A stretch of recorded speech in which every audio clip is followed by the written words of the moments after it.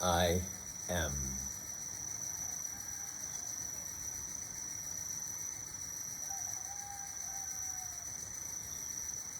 This discourse is a continuation of the last discourse.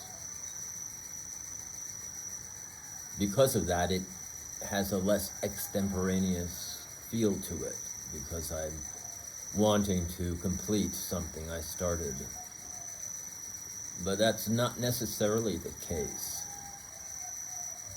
It's more, I have so much to say about it that I can't stop with the last discourse. And that is phones. What phones are, what they've become, how they've affected us, how they affect art in general, and what the potential for evil is through them.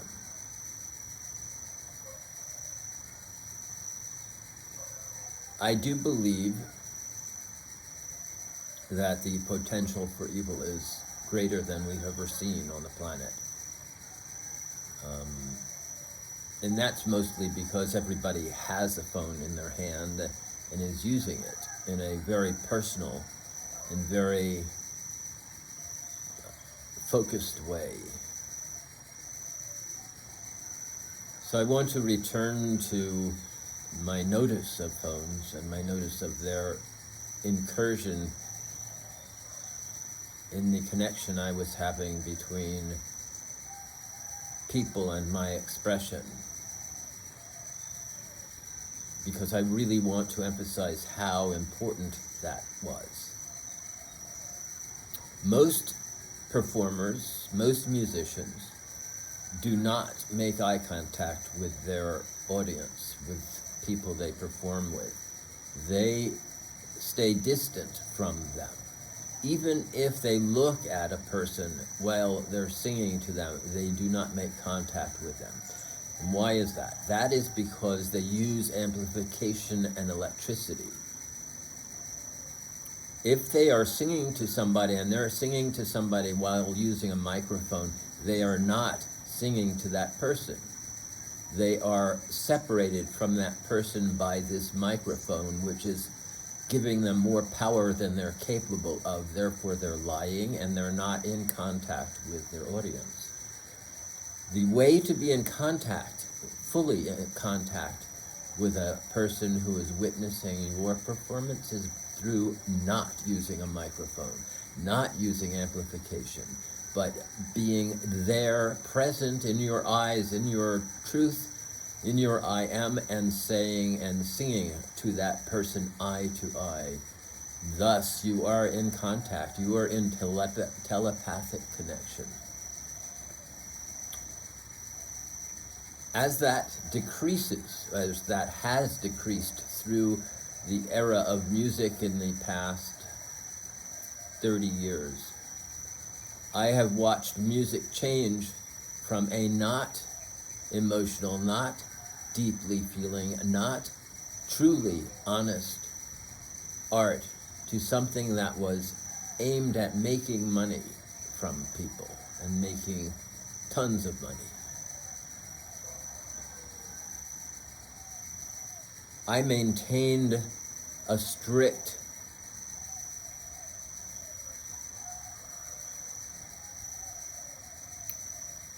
forgoing of microphones and amplification. And I did use it for a time, but I found that it was not working for me and I eschewed it. But when I allow myself to sing without a microphone, to play the violin without a microphone, I feel the most honest. I feel the most expressive. I feel the most connected to the universe.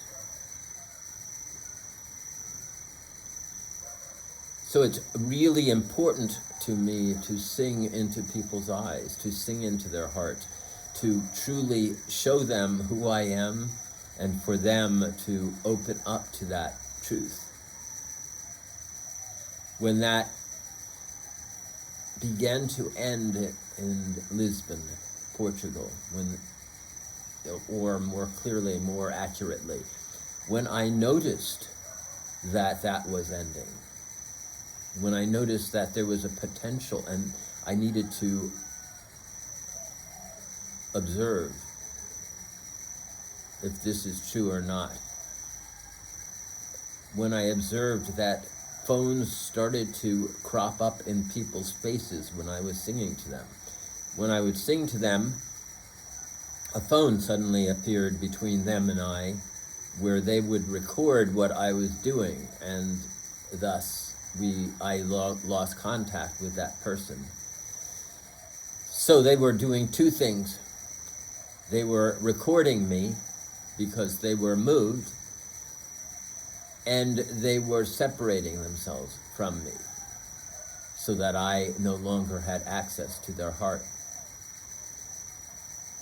So they did me two disservices. One is they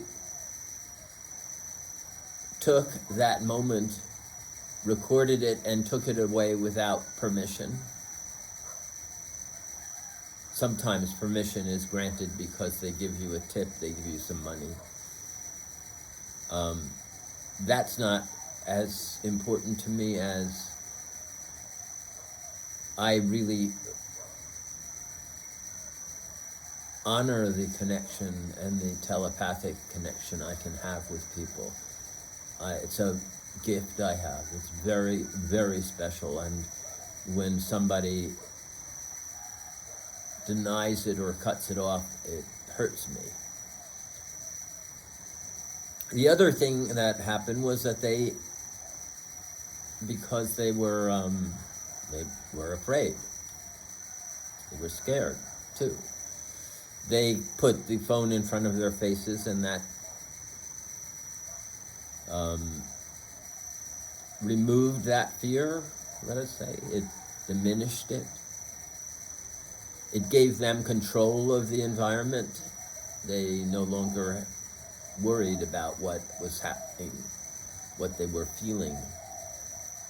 They could take it away, and they don't have to concern themselves with how it was entering their heart. So when I noticed, and the sweetie noticed, that this was starting to happen in the world, we needed to pay attention, and we did. We went from there to New York, discovered that phone use had increased there too. People, the audiences, these large audiences that we'd experience in the angel tunnel, most people would lift up phones between them and us. And we were no longer reaching anybody. The eyes were protected from us.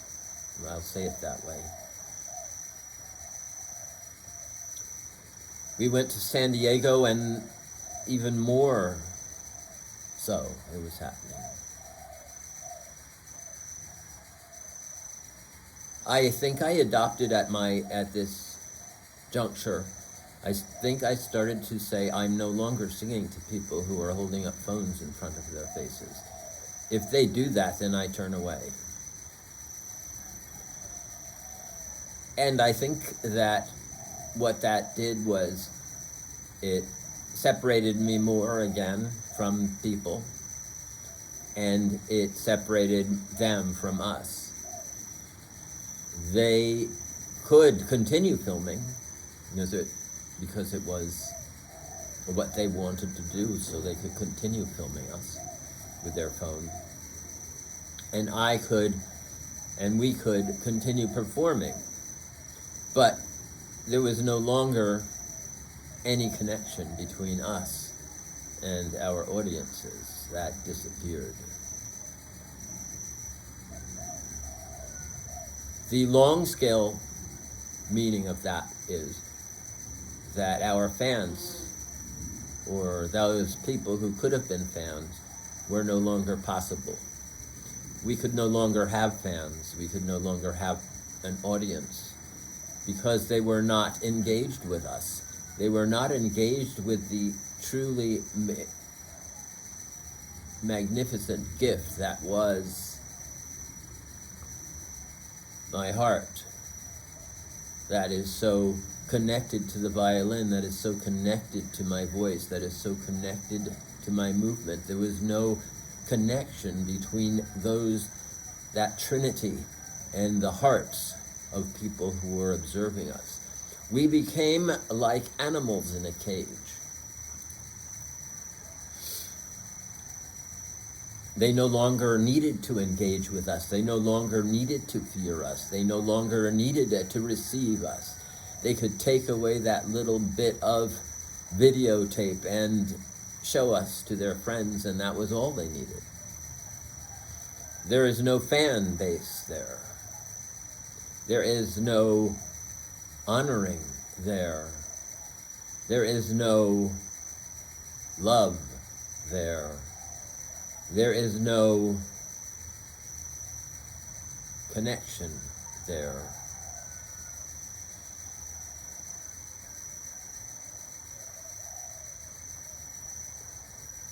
So to see this happening, to observe it from the moment we really started noticing it to that point in San Diego where we realized that it was now becoming a major difficulty for us, a major impediment, a major, as I said, separation, and that we actually were losing any ability to make contact with people.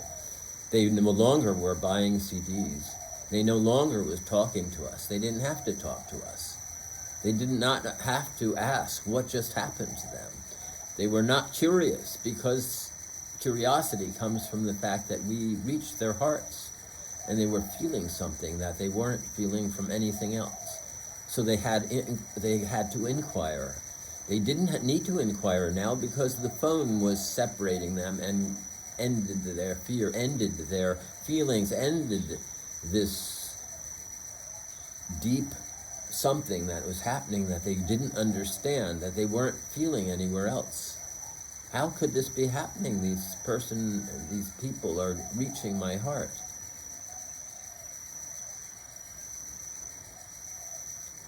So it made us sad, and it also made me very wary of the object that was doing this, and that was phones.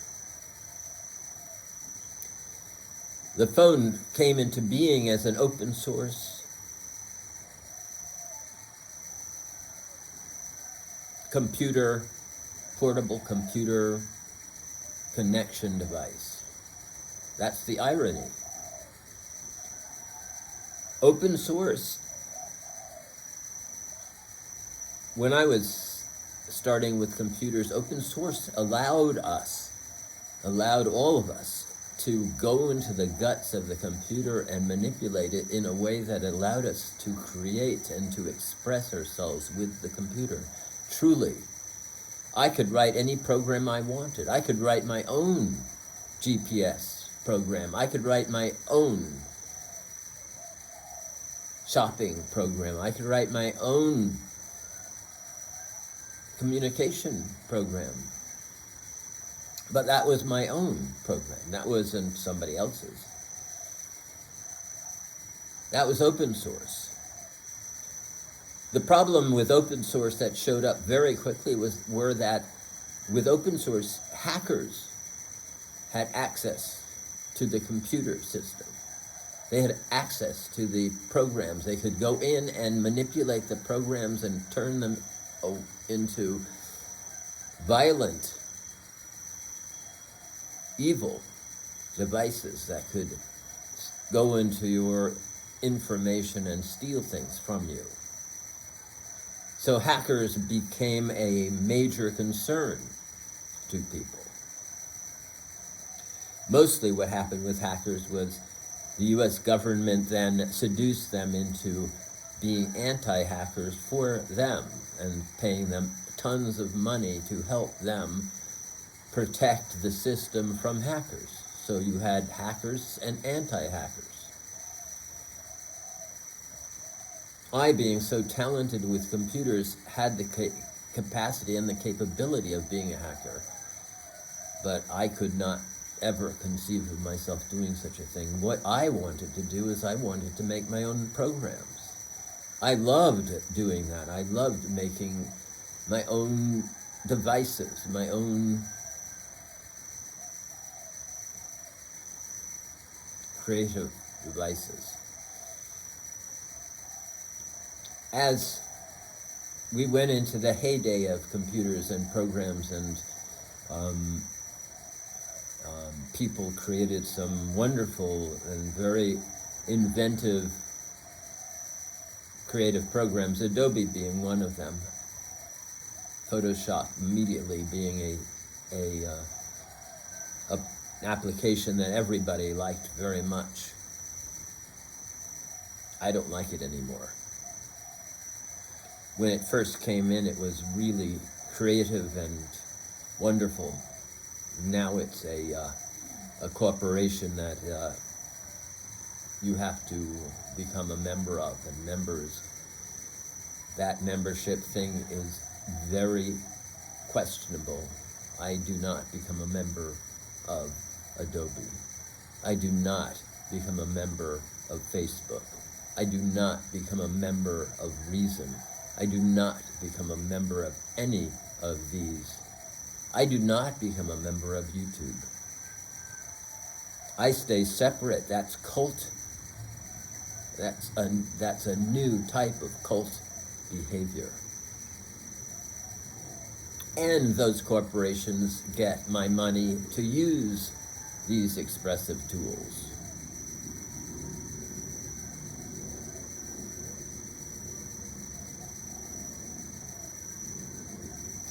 So the phone started out as as computers did, as an immensely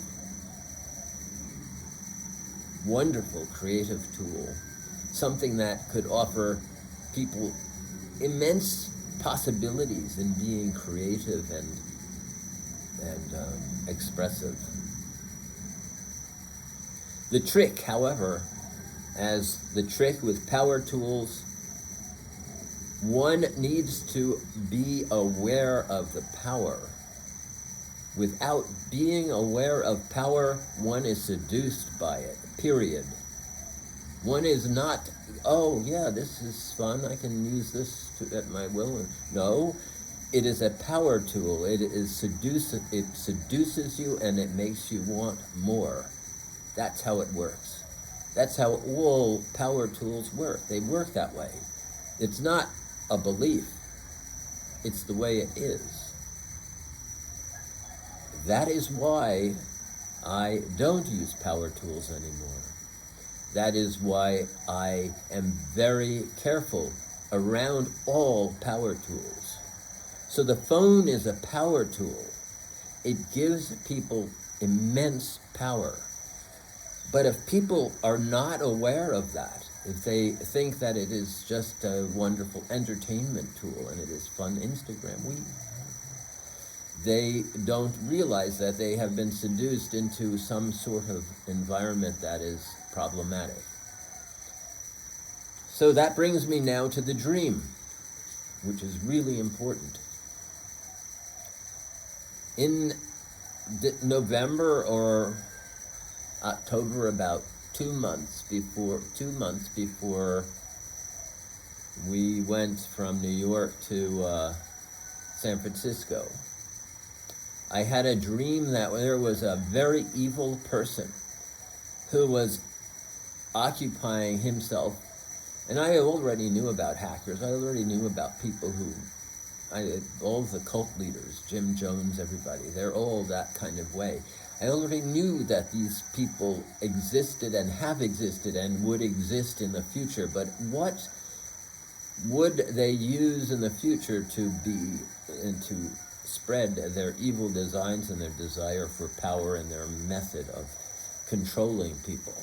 So I had a dream that there was somebody extremely deeply involved and occupied by this task of how to get power over people and control people. I woke up from this dream wide-eyed because it felt like I was in the lab of this being,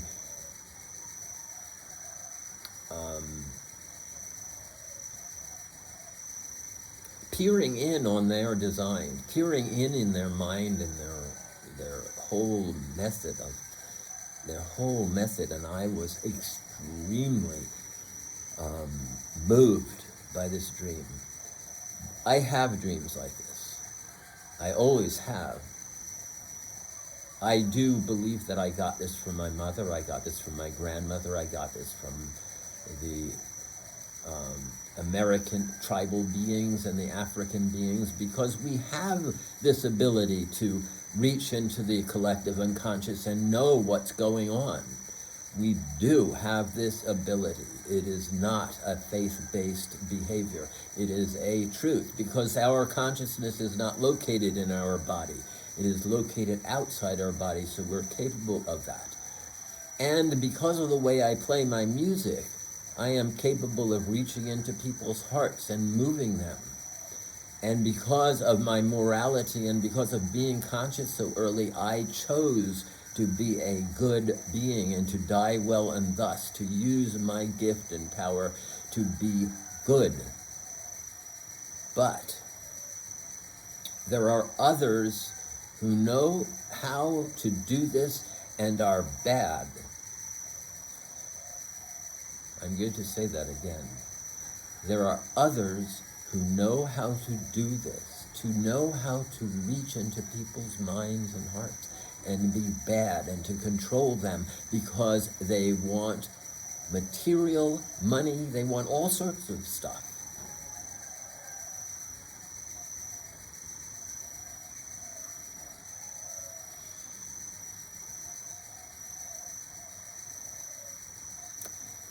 So I had this dream,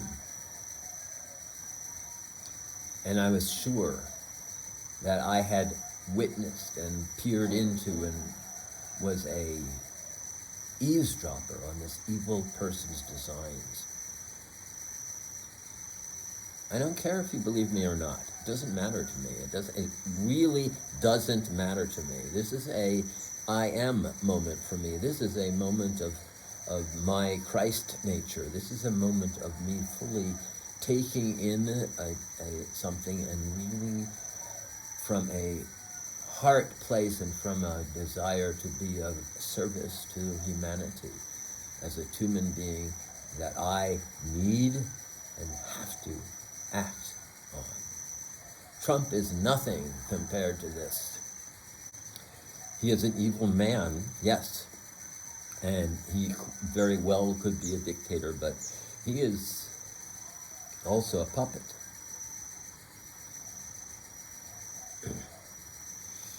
And he looks like one.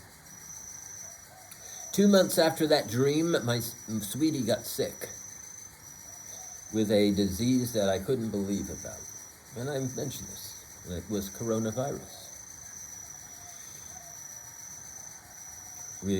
She probably got it on the plane on the way from New York to San Francisco.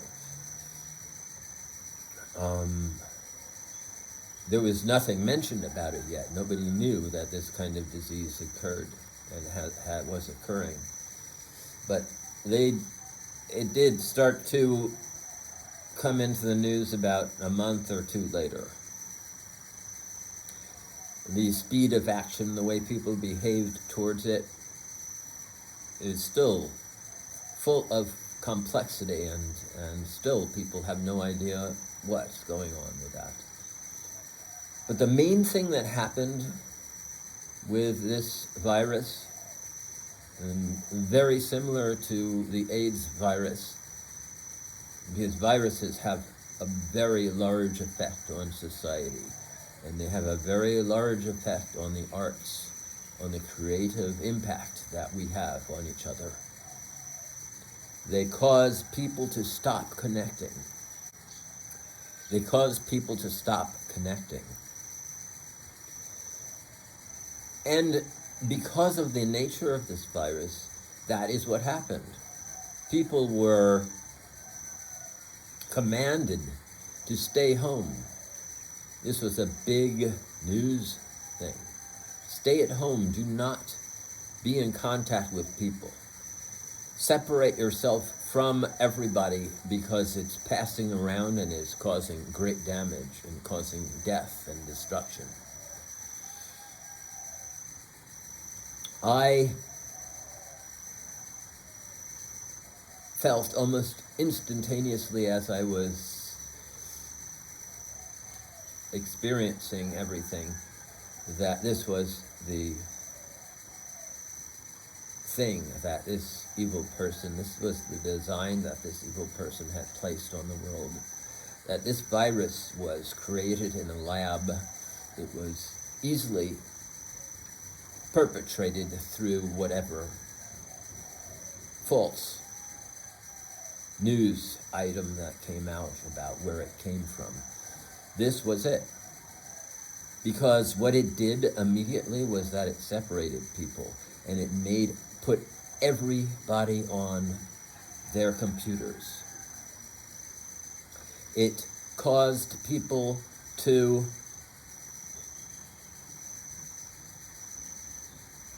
start getting all of their information and all of their art, all of everything. It caused all the artists, most of whom were much more electrified than I. It caused them all to start using Zoom and all of the applications, all of these applications to perform for people. It caused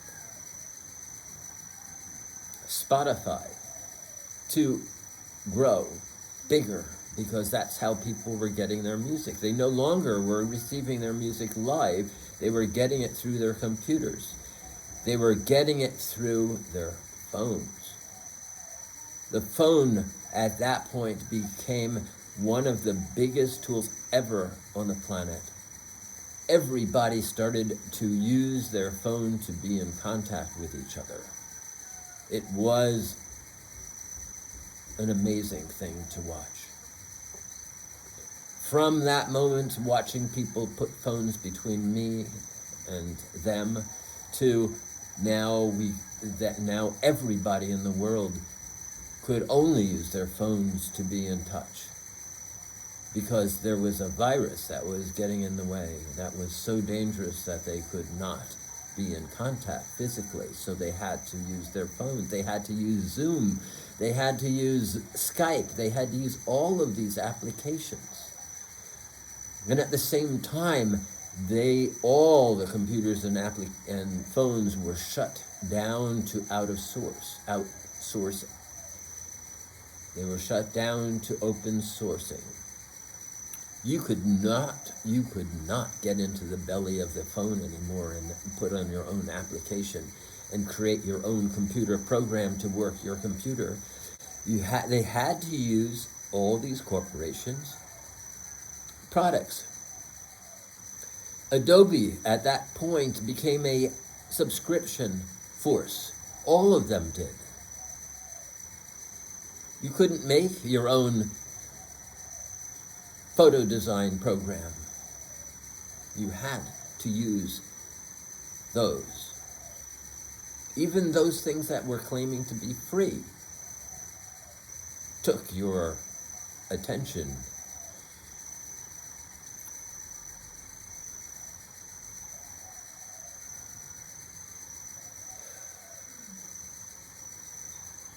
These phones that you use,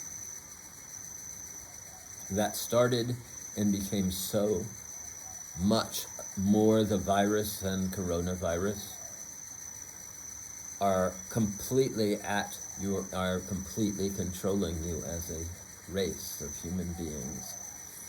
You now sit. I don't have a phone.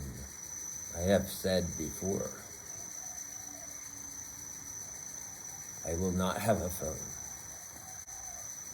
I will not have a phone. I will die without a phone.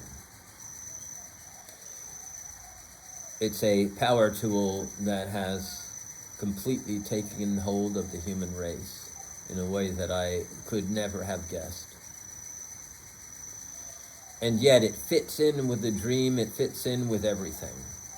Because nobody is feeling nobody is feeling that telepathic power that we have, and that is in our capacity. We have, in a sense, you could almost say that it has caused a de-evolution, because instead of doing this from the natural way we can, it has caused us to use this device, and now everybody is a slave of the device. The other day I said I saw a woman in the rice paddies using a phone, squatting there in her rice paddies using the phone.